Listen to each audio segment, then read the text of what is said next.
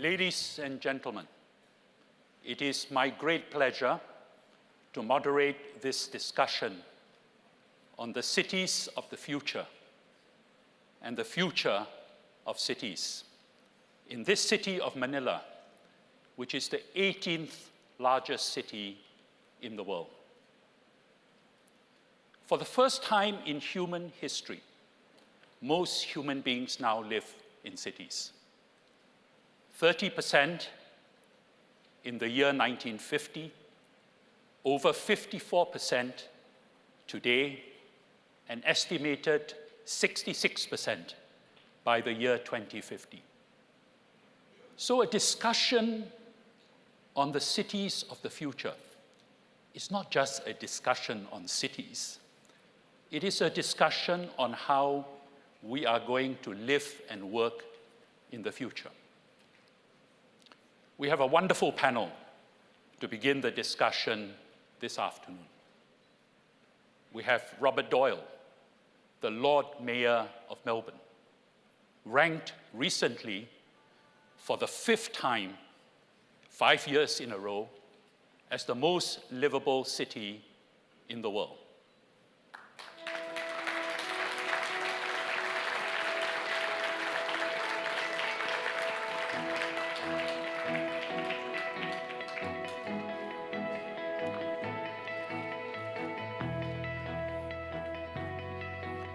We have Dr. Frank Appel, the CEO of Deutsche Post DHL, the world's leading logistics and mail services corporation.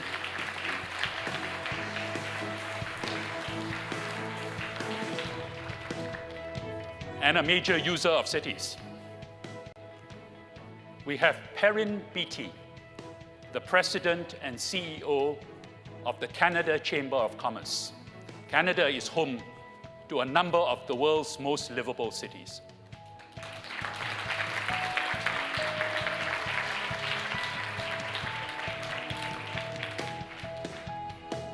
And last but not least, we have Jaime Zobel de Ayala, Chairman of the Ayala Corporation, recipient of the Harvard Business School Alumni Achievement Award, recipient of the Presidential Medal for Merit. Thank you.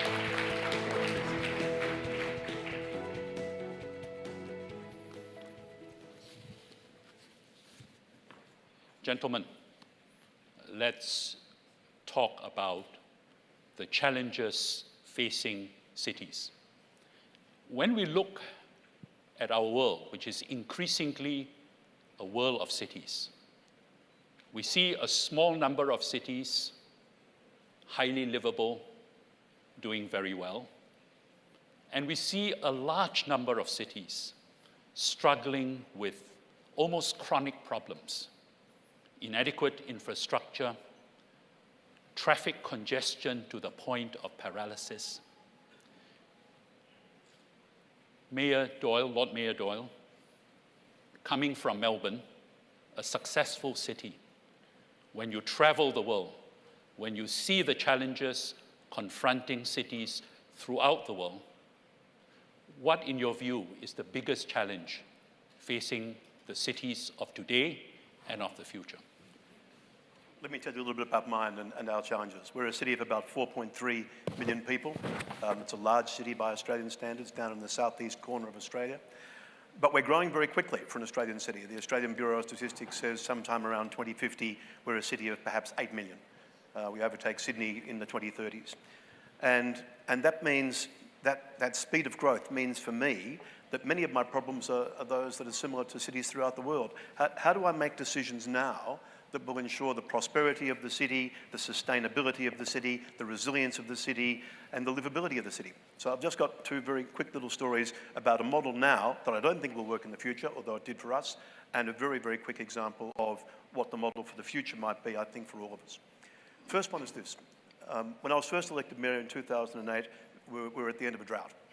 February of the next year, we had a terrible bushfire, a wildfire in our state. It killed 173 people. It destroyed over 2,000 houses. It was an awful event. But what led up to that event was 10 days in our city that was over 40 degrees Celsius. That, in the old scale, if you use the Fahrenheit scale, is 104. And that final day was 47 degrees, 116 in the old scale. In that week, nearly 500 people died in my city as a result of heat. Elderly people, vulnerable people, people with respiratory problems and compromise. And when we got through that awful period, we thought to ourselves, what can we do? What can we do to protect people from this in the future? And you know, the answer wasn't that difficult. What we did, first of all, we did a thermal map of the whole city. So right from the outskirts of the city into the centre. And what we found was the centre of the city, unsurprisingly, was 5 degrees hotter than the outskirts of the city, the so-called heat island effect. Then we digitally mapped all of the trees in the central city only, just the sort of 38 square kilometres of the central city. And we decided the one thing that we could do to future-proof us against that sort of terrible death toll was pretty simple: plant trees. So we started planting 3,000 extra trees a year, and we'll do so for 10 years. And we know that that will cool the centre of the city by 5 degrees. And think about the effect of that on those very high temperature days. And the reason that we think this is a great public policy, and we're working with Auckland right now, we're working with Los Angeles, with San Francisco to share what we did, is that it is transferable, it's scalable, it's affordable, and it's measurable. And we did that. We also had to do, I think Bunker was talking about this earlier, stormwater harvesting. And we did all of that to try to future-proof our city against those extreme heat events that we know we're going to get. And we did that with a little bit of federal money, but not much, to be honest. And we were able to do it. But to be honest, I don't think that's a sustainable way of us thinking about how do we want to be the most livable city in the world in 2050. We can't do it ourselves. So the second quick example is maybe the way forward, and it's much harder. We're about to build the biggest piece of city infrastructure in Australia. It's a rail tunnel. There are two 9-kilometre underground rail tunnels that we have to dig. And that's so that we can move people about. If you can't move people in your city, it is not livable. And by the way, cars, that's not what cities are for. Cities are for people. And you've got to be thinking about people first, not about the motor car. So moving large numbers of people should not be by motor car. But in order to do that, it is going to need to be a partnership between the federal government, the state government, the city government, and the private sector. We're still squabbling a bit about who will pay for what, but in the end, it's got to be a partnership between all of us to deliver this major project for the livability of our city in the future. When I go back to that terrible week that was leading up to Black Saturday, the city very nearly failed. As we got to that Friday night, telecommunications failed. The rail line started to buckle, so we weren't sure if we could get over 1 million people from the centre of the city home. Lifts all over the city began to fail. The city began to shut down. And so we knew if we were to future-proof our city, we'd have to do things like plant those trees to cool the city down, but work out ways that are much more efficient about moving people in and around our city. So that model of the future is going to be about how well we line up together and cooperate to deliver these very big projects. Otherwise, our cities won't have futures. Plant trees, infrastructure to move people. The key is partnership. This, of course, brings us to the question of how to get the politics in line with the solutions. But we'll return to that later. I suspect that's a very long discussion. Frank, you are the CEO of the world's leading logistics mail services company. And almost by definition, you have become an authority on how cities work, whether they work well, whether they don't work well, it affects how you do business. What is the biggest challenge confronting cities today and the city of the future? Yeah, so if I reflect what I hear when traveling around the world, the biggest theme for all cities is congestion. People spend massive of time in traffic instead of being home with their families or being on time to work, and that's a massive problem. And the problem with that is you can't overcome that very simply because you need long-term planning to upgrade the infrastructure. So when I'm talking to mayors of cities, they are definitely not stupid and know the problem. The challenge is somehow to plan long-term on one end. That is not easy, as I said. Therefore, we usually say, try to think more from how you use the capacity you have already in the smartest way. And that there are many different ways to do that. One is that instead of having traffic into the city for deliveries, for products to retail or whatsoever, do it at night when the capacity is not used. Or using marine technology to use your main roads by Internet of Things to maximize the flow through these roads. So, the idea of using the existing infrastructure in the smartest ways is probably a shorter and better answer than thinking only to upgrade the capacity for major infrastructure investments, because there are always, conflicts with the people who live there. There's, then there's missing money to do that and all this kind of stuff. So I believe a very important thing, and we see that as well in many places, is that you de-bottleneck your system somehow by maximize the capacity you have already in place. So a big challenge is congestion, traffic congestion, and we should be thinking in terms of the smart use of existing infrastructure. Yes. Great. Perrin, do you agree with that assessment? It seems that when one starts getting into the problems confronting cities, that we almost need a qualitative leap, that incremental solutions are not going to work. I'm just wondering whether a part or a large part of the answer lies in technology. I have no doubt that that's the case. Certainly a starting point for us is how do we use technologies far more intelligently than we're doing today? When you look at the Internet of Things and the potential there is there for us to do things dramatically differently from how we've done them in the past, there's enormous potential for us to be far more efficient in terms of how we use the resources within cities to allow our citizens to connect much better, to enable them to be more respectful of the environment, to create living conditions that are provide a better quality of life for our citizens. And using these technologies, I think we can make substantial differences. Infrastructure is key, and certainly from a Canadian perspective, we need to make major infrastructure investments in our urban areas, and also in trade promoting infrastructure. That is absolutely key, whether it's digital infrastructure, roads, railways, public transportation systems, a whole range of other areas. The other area that I would stress, though, too, is let's not focus entirely on things. We also have to focus on people. Toronto is a city roughly the size of Melbourne. One of the things that makes it unique is its diversity. And we have every country's first-generation diaspora in the Greater Toronto area, speaking their language, coming from having family and friends back home, maintaining ties with the rest of the world, and it works. What is critical at the end of the day is how does your population manage, and is there a quality of life where people feel at home in the city, where they feel welcome, and where it's a place that will attract the best and the brightest. As we look at the challenges facing Canadian cities, it's what can we do to attract capital? What can we do to attract the people that we need to move the city on to the next level? And having in place both the physical infrastructure and in the social infrastructure as well is absolutely critical for us to be able to do that. Thank you. I'd like to come back to this challenge of how one is able to attract investment into those priority areas. Jaime, you are the only member of this panel who operates in an emerging country context. When one visits Manila, one is struck by a certain contrast. The contrast between privately provided infrastructure and the high quality of it.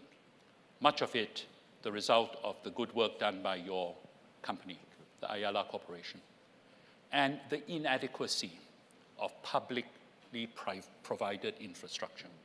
This contrast, of course, is played out in many different major cities in the emerging world. What is the big challenge there? High quality private infrastructure, inadequate public infrastructure. What is the problem? I think, Timothy, you touch on an important topic, which is, I guess, private sector capacity and public sector capacity. Let me just start with the positives. This trend towards urbanization in our country, and the city of Manila in particular, has led to tremendous growth in the nation. And so, while density in and of itself can seem like a negative, let me just start by saying that in the case of the Philippines, it's a positive. If you look at our economic numbers, out of greater Metro Manila, basically comes the bulk of our GNP in the country. That's number one. Number two, in the Philippines, as you can see in traveling around, we're not that organized from an infrastructure point of view, but there's massive creativity that takes place in the city. As a nation, we're not as structured, for example, as the Germans in planning ahead, organizing ourselves, but the amount of creativity in the city is phenomenal. We produce musicians, artists, draftsmen, designers, and they travel all over the world. And so somehow they thrive within the sort of controlled chaos that is Manila, and get produced by it and move out and succeed in other places. So there's a combustion that happens in the city that's there. Now, you bring up the whole topic of public versus private. I've always believed that the private sector has a greater role in emerging markets like ours to contribute to some of the developmental needs that the public sector needs to hurdle. There are many topics one can go on, but I'd like to take a lead from the Lord Mayor's point of view and maybe just focus on one area, which is the whole area of preparing for disasters. I've mentioned that Greater Metro Manila is an economic hub for the country. That is a positive.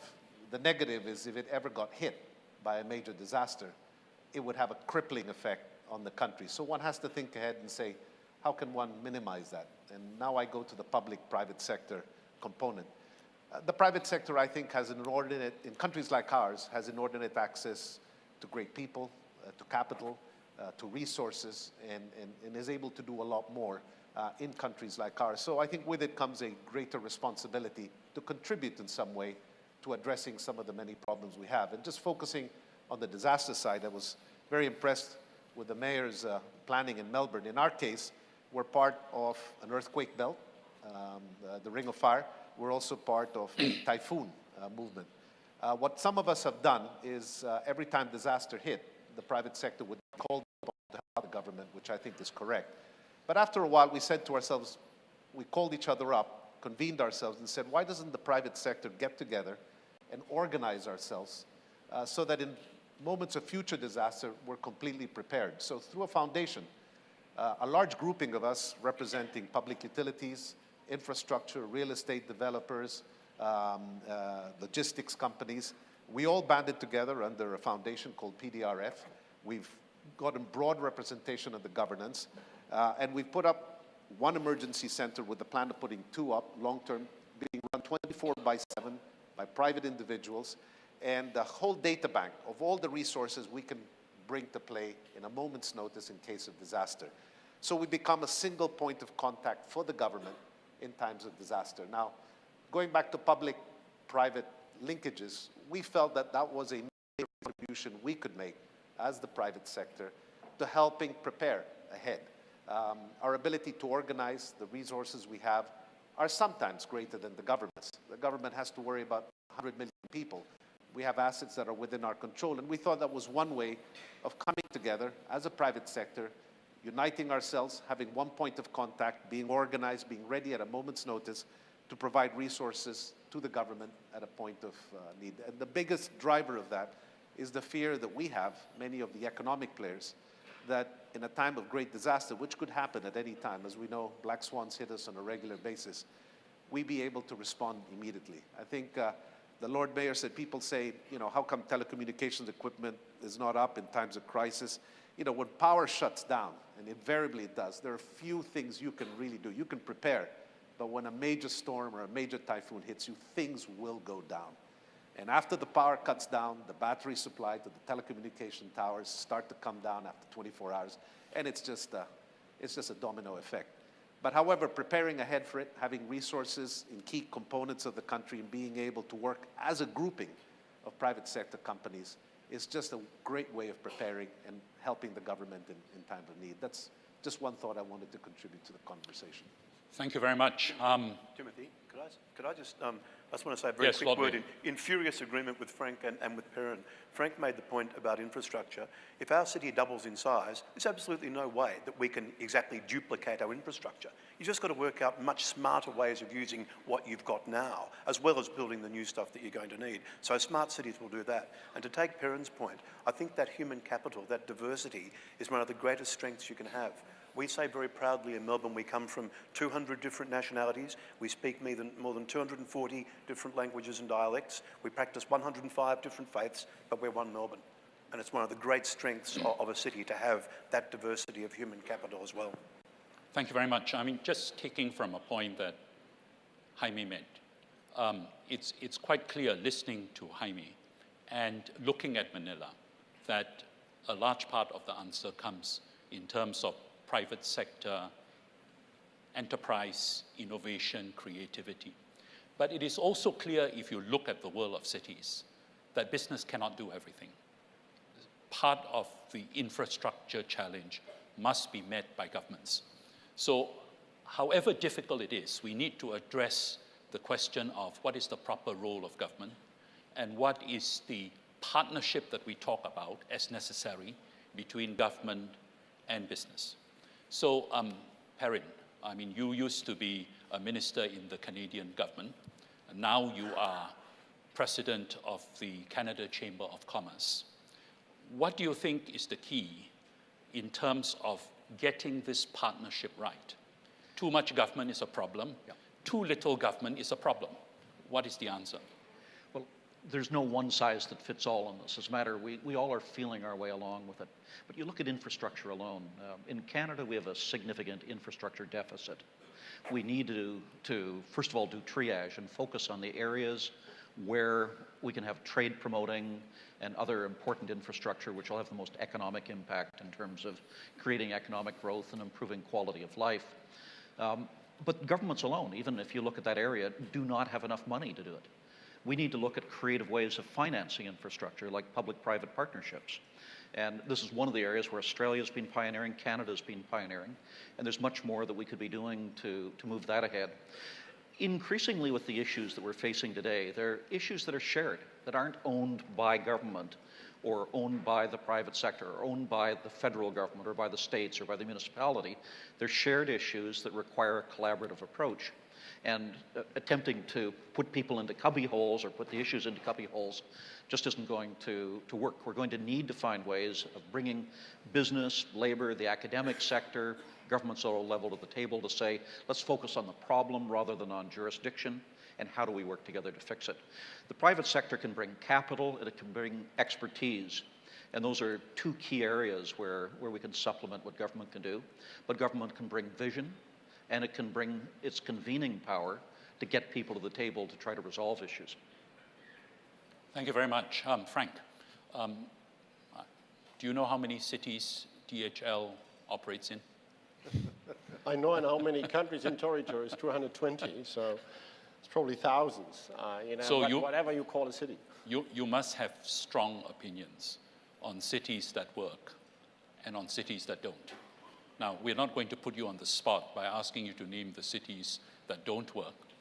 But, when you look at the world in which DHL operates in, and that is the known world, what do you see as the biggest thing that government-business partnership should focus on? Yeah, maybe first of all, unfortunately, I haven't seen too many cities of large scale who have done well, okay. Including my own home country. We have a lot of congestion in the meantime as well, despite that we are famous for having good infrastructure. So I think the world is really challenged because the private and the company traffic has increased significantly with all the consequences it has. And therefore, I think the challenge is somehow that there are interesting concepts. Like we have talked to several cities about creating warehouses around the cities and combining then deliveries for many customers and many companies in one way instead of having everybody is doing his same. Is it doing it himself for different customers and so on and so forth? We didn't succeed yet because finally, always the question comes, but how do we keep competition up? How do we get then logistics companies still competing if you are providing all the services to the city? Despite that would be significant improvement. And that's the problem, and I think we need to find new ways how governments, competitors are working together to use the infrastructure which is available. And we have not found good answers, and that's an obligation for mayors, but it's also for our industry and our customers, how we link our, activities better together and say, okay, in one city, company A is doing that, like an airport is operated by company A in one city, and another one is company B, and that could create a significant opportunity somewhere. So that is an example. Not to speak about infrastructure. The infrastructure challenge is because it's usually beyond the tenure of CEOs and mayors. And that creates a specific problem. If you are not elected 3 or 4 times, you don't see the benefits of all the investments you have originally launched. And that makes it even more difficult because somebody has to fund it and somebody has to push it, and you get all the negatives of these kind of things instead of getting the benefits from that later on. And that's true for company leaders, but also true for politicians. So there is no easy answer except that we should be more self-critical and saying, we have to think significantly beyond our tenure, and we should measure ourselves more what happens after we step down from our jobs instead of being proud of what we have achieved in our tenure. I want to pose a question to the Lord Mayor, and then after that, I'd like to open up the discussion to questions from the floor. Lord Mayor, it's clear when we get into this discussion that there is a need for long-range thinking, because no way we are going to create the cities of the future with short-term 3-5-year cycles. And yet, our modern politics is all about short-term thinking. Now, you are Lord Mayor of the world's most livable city. For 5 years in a row. 5 years in a row. For 5 years in a row. Did we mention that? And yet, increasingly, the kind of politics, not just in your country, but in the developed world, is short-term with a revolving chair at the top. How does one reconcile the need for long-range thinking, the courage to make those long-term decisions, and all these short-term political considerations? After the Lord Mayor, open the discussion to the floor, so if you have questions, prepare for them. It's a central conundrum, and it's a real problem in adversarial politics that, one government gets in and has a set of priorities and everyone's heading down that track, and then suddenly, in a very short electoral cycle, a government of a different flavour gets in, and suddenly all of that's passé, we're going this way now, and the public are sick of it. In Australia, there is a discussion, particularly around infrastructure, that these decisions should be made in a way that all sides sign up to, and then there is a way forward. I don't really see much hope of that, to be perfectly honest, because each side has their own particular platform, and so I don't hold out a lot of hope. You can do some small things that are actually, not reliant upon the politicians. When we did our 10-year financial plan for the city, we didn't do it as a Lord Mayor, Deputy Lord Mayor and group of councillors with our advisors. We brought in a process of participatory democracy where we got a representative group of our citizenry, a representative group, and we made available to all of them all of the information that's available to us from our experts, from our financial controllers, with all the infrastructure issues that we needed. And we said to that people's panel, you come up with a 10-year financial plan for the City of Melbourne.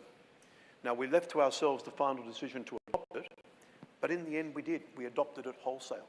And the reason that I have confidence that that will survive is because it didn't come from Robert Doyle or my predecessor or my successor, who I hope is in about 25 years' time, but that's a different issue too.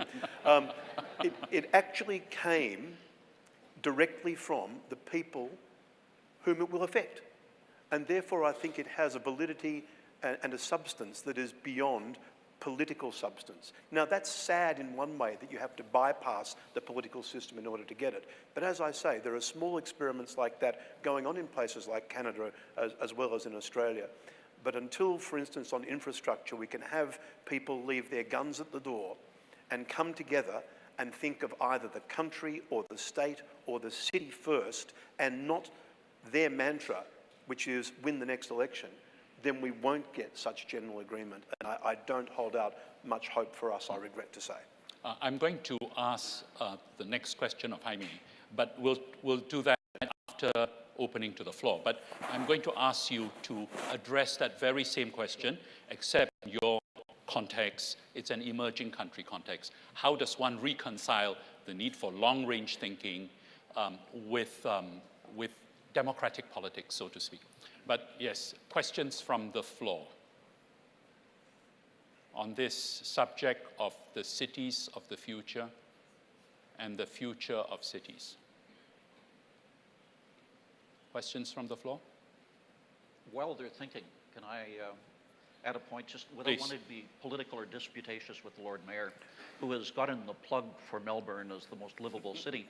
3 of the 5 top cities in the list were Canadian. They were.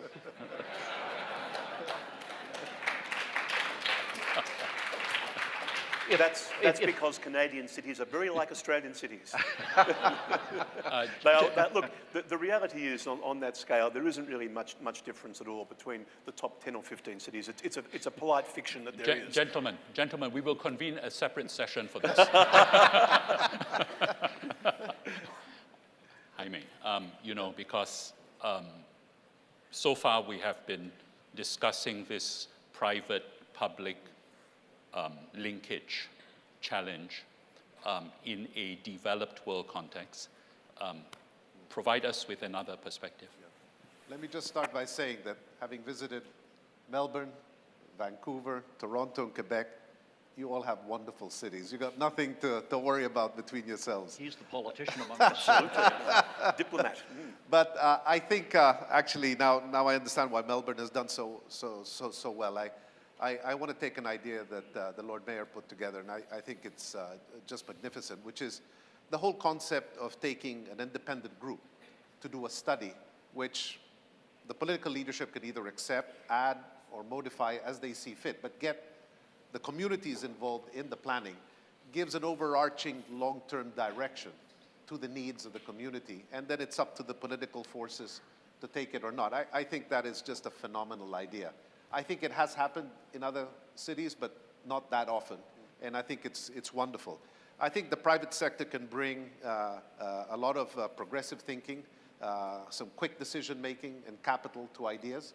At the same time, you do need the policymakers, the government, to create a framework that is equal to all. The private sector is not generally very good at being altruistic, and that's the role of governments. But if you can blend the two together, that overarch, I guess, political periods of leadership, then you start to create something fundamentally, very strong. Actually, I think that's an excellent idea, but it would, of course, take for the local governments to convene, empower, and put together a study like that, and then use it in a serious way. Let me just add that we have a little level of complexity in the city, greater city of Manila. All of you think of Manila as one city, but we're actually fundamentally made up of I think 7 or 8 different cities, each with their own mayors. In our particular case, it's a different problem. There is no overarching framework to unite the infrastructure of these different cities. And that's a challenge that we have, given the governance structure of Greater Metro Manila. And perhaps taking a page from the mayor's advice, the whole thought of creating an independent group to recommend to all the mayors a fundamental piece of working infrastructure that unites all the cities, and then subject, of course, to the approval of the political entities and the local governments, is just a great way to move forward. Thank you very much. Questions? Yes, the lady.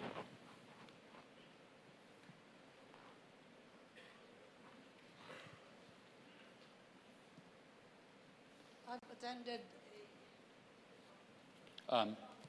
Identify yourself first, then ask the I'm question. Cora de la Paz Bernardo, former head of the Philippine Social Security System, ex-PWC, and I was president of the International Social Security Association. Thank you.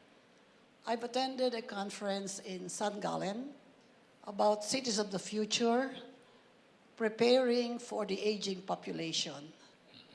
How do you think we should prepare for a population of old people?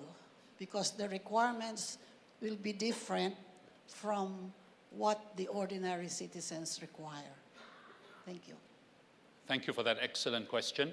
I will take another 1 or 2 questions, and then we'll turn to the panel. Are there other questions? Yes, another lady. Hi, Christina Ampil from PricewaterhouseCoopers. I was wondering, what technology are you most excited about to apply in cities? And how do you make sure the technology that's applied doesn't get obsolete now that technology advances are so quick? Thank you. Thank you. Second question on technology and how to apply. Another question? If not, we'll turn to the panel. Yes? Another lady. Hi, my name is Karina Hunt. I'm a Canadian delegate from the Voices of the Future program. And I understand that cities are expected to be future economic drivers. However, how are we planning to reconcile the development of cities with, while not neglecting rural areas? Because food security, for example, in the Northern Territories of Canada, and also mental health in these areas is a huge concern right now. Thank you. Okay, question on the right balance between planning for cities and not forgetting rural areas. So let me turn now to the panel.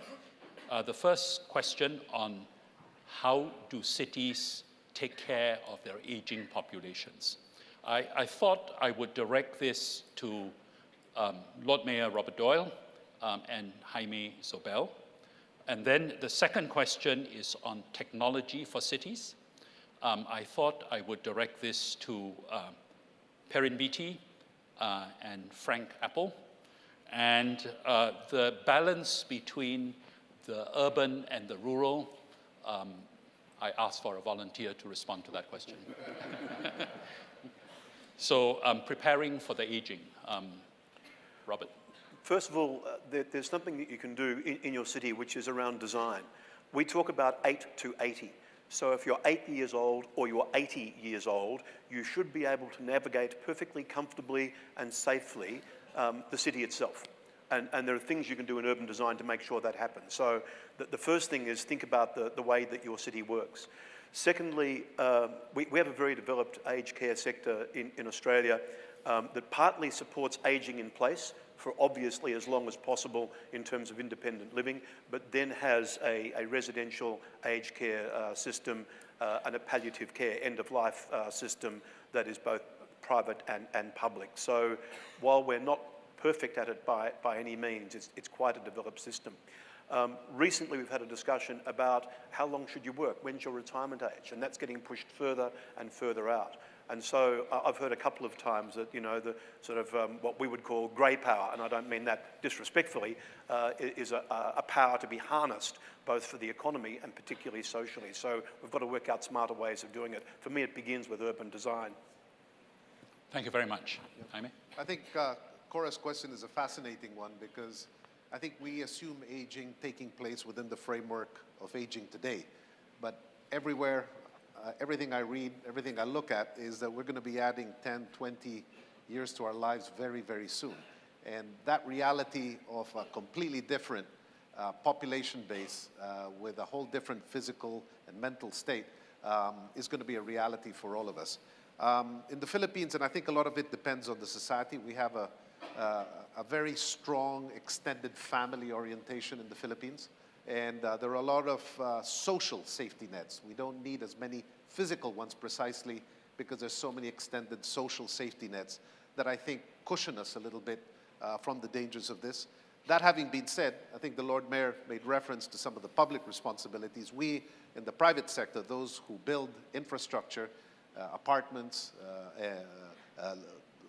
places for rent, we have to start taking into account the very needs, I guess, of a different level of population. Right now, we're a little bit dulled in our thinking because the vast majority of the Philippines is extremely young. And so we actually tend to focus a lot on youth when we think of our physical spaces.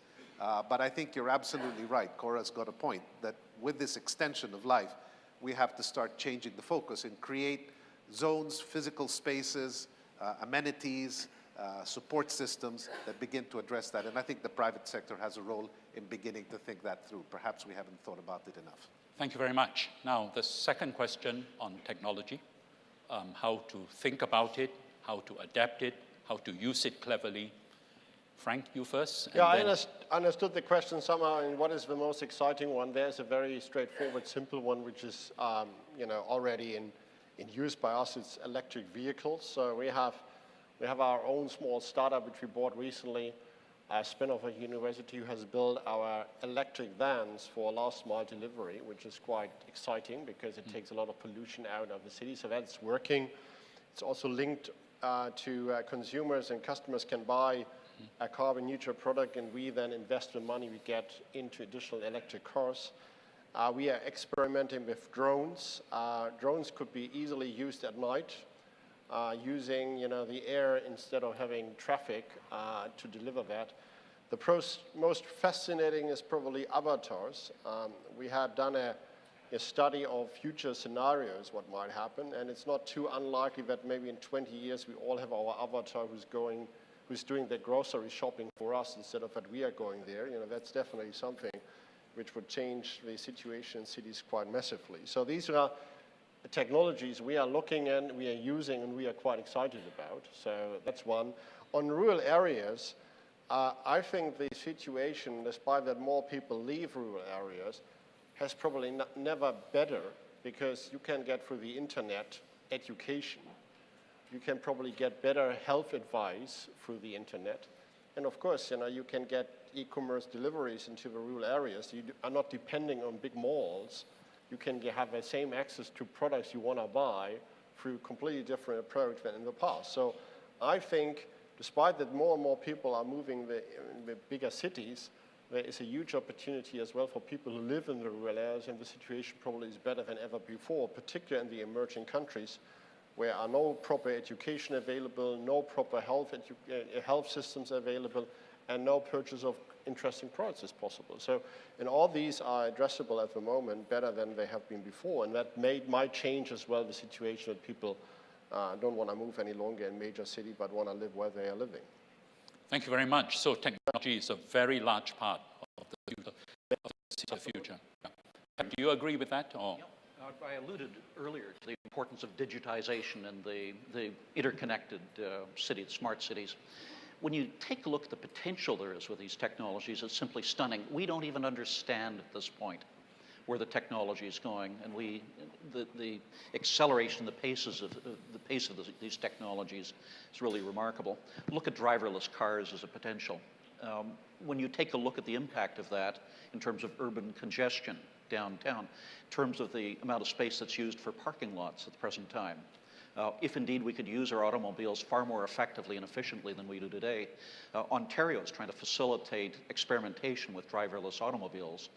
General Motors and its facility in Oshawa is focusing on new technologies, the brains that you can put into cars to make them far more effective and safer as a result. Well, to me, the most interesting part of the question, though, was where the questioner asked about how do we ensure that we don't lock ourselves into technologies that are going to become obsolete. And I think the answer is by not locking ourselves in. It's a matter of mindset as much as anything else. My concern is where government attempts to bless a technology and to freeze it in time and to say, this is the one that will be permitted and others will be prevented. What if I can be very controversial here, what if we took the model of Uber, which is about as disruptive a technology as I can think of, and instead of conspiring to block disruptive technologies that reinvent the way in which we do transportation, what if we embraced them and said what we want to do is to encourage these new technologies that force us to rethink how we live and how we do business? Then we would be able to see breakthroughs that none of us can imagine today. Let me touch briefly, because it's highly related, on the issue of rural areas. I was also Minister of National Health and Welfare and had a number of other portfolios in government. And of course, as you look at the remote areas in Canada, 90% of Canada's population is like weather stripping along the US border. And there are vast areas with small settlements of people. These new technologies are democratizing in their nature. Telehealth allows you to go out and to plug people in the most rural areas into the most modern medicine. Distance education is another area. There are a whole range of other ways in which these technologies can help to equalize some of the differences we see today between rural areas and people living in the large urban metropolises. Thank you very much. Jaime. Yeah. I tend to agree that technology is going to change the way people in rural areas access information and also get treated on health. I think that is all very valid. However, I think a reality we must all face, and this is going back to the question of the young lady, is urbanization is here to stay. It's where employment will be. It's where the higher paying jobs generally will be. It's where the educational creative hubs will be. I think we have to just make a conscious decision and overweight everything cities need, because that influx, I believe, will not stop. It will be a trend that continues as far as I can see. And while I completely agree that there will be a lot of linkages that will allow people in outer areas to subscribe to many of the elements that make modern living a positive thing, I think the influx of people to major urban centers is not going to decrease, which is where I would argue the overweighting of ideas, emphasis, capital, coordination on solutions to the livability of urban centers has to continue unabated, irrespective of where technology takes us in linking up people outside cities. Thank you very much. Gentlemen, I would like you to reflect on something and give a quick response. If you had to draw up an agenda for the cities of the future, what would be the 2 or 3 items on that agenda? And because we are close to the time when we need to close this session, I ask you to keep your agenda to no more than 1.5 minutes each. Why don't we start with Dr. Apple, and then we will have Perrin, Jaime, and then the last word to the Lord Mayor, Robert Doe. Yeah, so I would focus on 3 things. First, focusing on how you can maximize the capacity of the existing infrastructure. That's very short-term oriented, can relieve already some cities. Second is long-term planning, which is 20 years plus somehow. And the third is, I think there's an immediate action as well, which is getting more incentivization of electric vehicles somehow, because that would help significantly the livability of cities somehow, I believe. Thank you very much. We are beginning to have an outline for the next session at next year's CEO Summit on Cities. Perrin. Technology, I'll come back to that. We need to focus on that now and start making decisions now that enable us to become far more interconnected and to use these technologies effectively. Infrastructure, physical infrastructure, particularly focused on how we attack the serious problems of urban transportation and the ability as well of business to be able to move the goods that it needs. But the third is human. And particularly now with the refugee crisis that we are watching and with the events in Paris last Friday, it really brings home to us the fact that it's how we live with each other that's absolutely critical. In Toronto today, half the people living in Toronto were born outside of Canada. And it's a human experiment that's underway to bring people of all different backgrounds together and to ensure that they can live together in harmony and that they can draw the best from each other. That is, I think, in many ways, the greatest challenge that we face in coming years. It's how we ensure that in our urban areas and our societies that we're able to find formulae that will allow us to work in harmony with one another. Thank you very much. Jaime. Maybe just to add one final thought on a topic we haven't discussed, which is health and sanitation. I'm reaching a conclusion and the thesis I have is that urbanization is here to stay. You'll get it. There'll be denser and denser, populations keep increasing, and the danger of health and sanitation becoming a major issue or perhaps a massive problem is always there. That revolves around waste, about the way water is handled, and the health needs, I guess, of a population that's increasingly dense. I think that's an area that perhaps should be overweighted as we move on, and the kind of infrastructure that supports the health of individuals be given a bigger weight than normal, of course, notwithstanding all the other issues that need to be tackled. Thank you very much. Robert. I want to be really expert in the future at dealing and coping with disruption. We've spoken about the disruption that natural disasters may cause, and we're going to have to deal with those, whether they're weather events or man-made, as Perrin has just suggested.